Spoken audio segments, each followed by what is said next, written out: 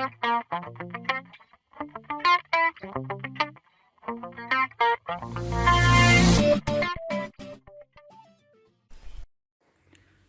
các bạn.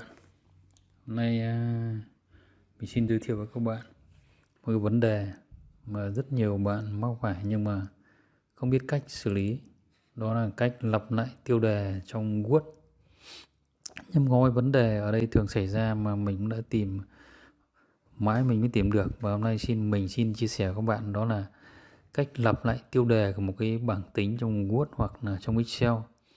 Mặc dù là chúng ta đã ấn cái chức năng gọi là GPS header row này, nhưng mà cái tiêu đề của nó vẫn không lặp lại được, và chúng ta tìm hiểu nguyên nhân tại sao mà chúng ta không làm được. Mặc dù trên mạng giới thiệu đúng cách và các cái người biết về Word giới thiệu chúng ta đúng cách, nhưng chúng ta không làm được. Ví dụ như cái trường hợp ở đây là bảng tính, chúng ta là tôi xin mở cái bảng tính, đó là bảng tính ví dụ của tôi là cái danh sách đăng ký này. Đây là cái tiêu đề của nó, đây là một cái tiêu đề của một cái trang mà tôi muốn cái trang 2 này tiên nó cũng có một tiêu đề như thế. Đây ví dụ như là đúng như chương trình hướng dẫn thì chúng ta ấn vào đây, sau đó là chúng ta tìm đến cái home này. Đầu tiên là home, chúng ta chuyển sang home này, chúng ta tìm đến cái layout này, xong đó nó hiện lên chữ GPS header row này, chúng ta ấn vào, nhưng mà ở dưới này nó vẫn không có. Và cách thứ hai nữa là mà chúng ta không được. Và cách thứ hai nữa là mạng kẻ thì chúng ta ấn vào cái lấy dâu này, cho chúng ta ấn vào cái chức năng này hiện lên, sau đó là chúng ta tìm đến cái dòng này, ta ấn vào row này, đó là add row to break bên. Đấy, ra một cái dòng của nó 1,5 cm cái này. Đấy, nó đây. Thế đây là hàng ngang row thì chúng ta ấn OK nhưng cũng không được. Đấy, chúng ta ấn GPS cũng không được. Thì nguyên nhân tại sao mà chúng ta ấn GPS header row, có nghĩa là lặp lại tiêu đề của dòng mà không được. Đấy, nguyên nhân tại sao thì nguyên nhân là do thế này. Thứ nhất là các bạn tìm hiểu trong đây, chúng ta ấn row này, chúng ta vào đây. Đấy, xong chúng ta ấn ra table, ấn ra cái tab table protit này, xong ta ấn vào table này. Ấn table thì ở đây là cái bảng tính chúng ta định dạng sai, chúng đặt trong cái định dạng nó đã sai rồi, nên chúng ta không thể GPS nó lại không được lặp lại cái tiêu đề được. Đây chúng ta đã chọn chế độ là arrow. Đấy, thế bây giờ chúng ta chuyển sang chế độ bình thường, nó là chế độ low.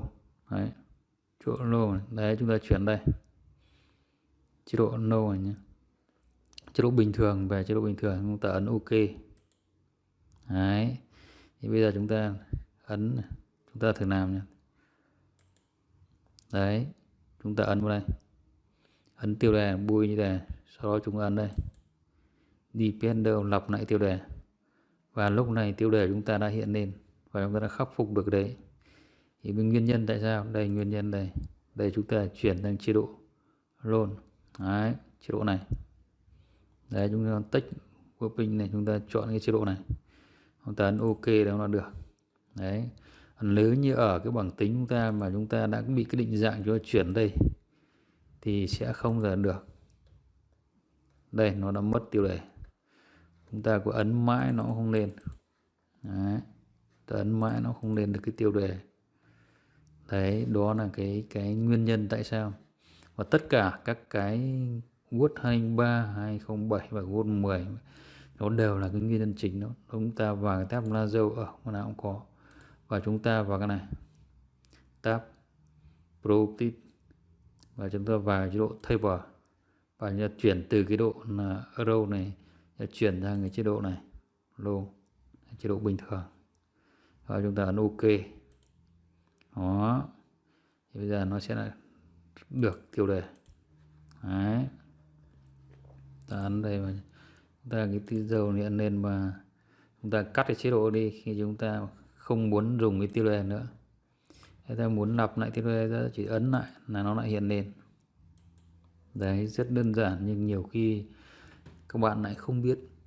Đó là cái lỗi của cái định dạng trong cái cài đặt. Và vô tình bạn nào đó ấn nhưng các bạn không biết.